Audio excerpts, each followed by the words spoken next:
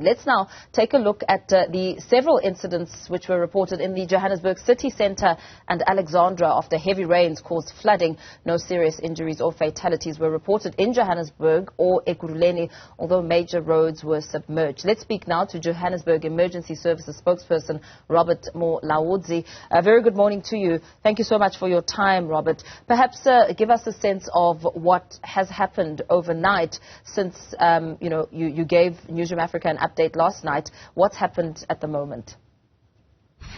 Good morning, Paul. Morning to the viewers. So far overnight, we didn't receive any major incidents which were reported through our emergency call center due to the severe thunderstorms which we had overnight. However, we still continuing to encourage our motorists out there to exercise caution while driving, to avoid crossing roads and bridges which might be flooded. Since we have witnessed last night, most of the vehicles which were submerged were motorists who were trying to cross areas which were flooded. Since we witnessed in the Johannesburg CBD around Maboneng, and also a vehicle which was trapped along Jacques K. So we're still continuing to encourage our residents in our low-lying areas, especially our residents in our areas where there's like river streams which are crossing there, to avoid crossing river streams as and when they're conducting their day-to-day activities. We also have young kids now who are at home who might be tempted to play next to this area since the water levels are much more higher now. We urging our parents, adults out there to monitor young kids to stay away from these areas. And of course, our residents who normally visit river streams to conduct rituals and baptisms, to say it might be dangerous. They need to avoid visiting river streams now that we having a lot of rainfall, which we're almost receiving rainfalls almost every day now. So it's very important for us to make sure that we avoid visiting this area so that we can be able to prevent drowning incidents which might occur, or incidents where people might be washed away while they're conducting cleansing or baptism rituals. However, from our side as a service, we have got our lots of boots on the ground. Our men and women who are on high alert, especially our specialized unit, which is our aquatic rescue unit, which is on high alert, which normally responds to water-related emergencies. So we should be able to respond to emergencies which might occur over the weekend.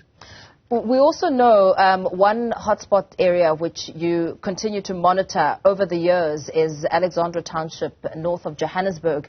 What have you encountered there?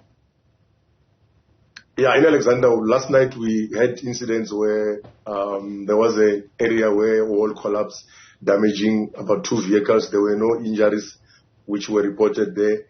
There was also a vehicle which was trapped along Jacques K. The occupants of that vehicle were rescued unharmed. And of course, there were some visuals which were on social media about the incidents that people who were trapped in Jacques K. But we investigated that and found out that there were no such incidents in the area. However, we've got our monitoring teams which has been deployed in most of the critical areas which we know that they might be affected when we have rainfall. So we should be able to respond to all the emergencies which might occur over the weekend. As you monitor, Robert, these hotspot areas, what are some of the biggest challenges you're facing as you take a look at the response from residents and community members and perhaps the behavior during such extreme weather patterns?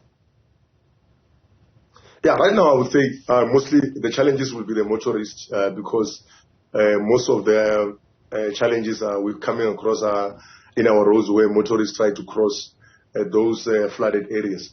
But so far in our low-lying areas, which is mostly our informal settlements, we have not yet recorded any incidents of drowning or people being washed away while they're conducting baptism rituals. We think that our public education efforts are, starting to give us some results since we have intensified our public education programs to make sure that our residents are informed about, the do's and don'ts as and when we have disasters. So we hoping to continue with our strategy of prevention is the future to make sure that our residents are empowered to deal with various disasters or emergencies as and when they occur in their respective communities. Drainage systems not functioning properly, how much of a headache is that for your boots on the ground as you try and assist those who may be affected?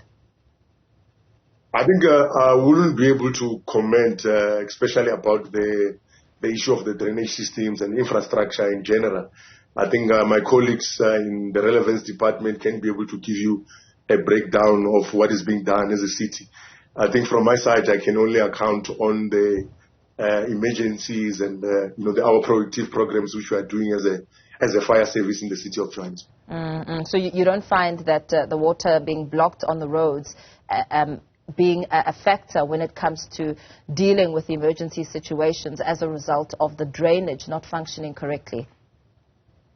Yes, there are reasons which we might come across. Hence I'm saying that I'm not specialized in terms of that, that area. Hence, I will want to give it to the relevant department to be able to account on the issue of infrastructure.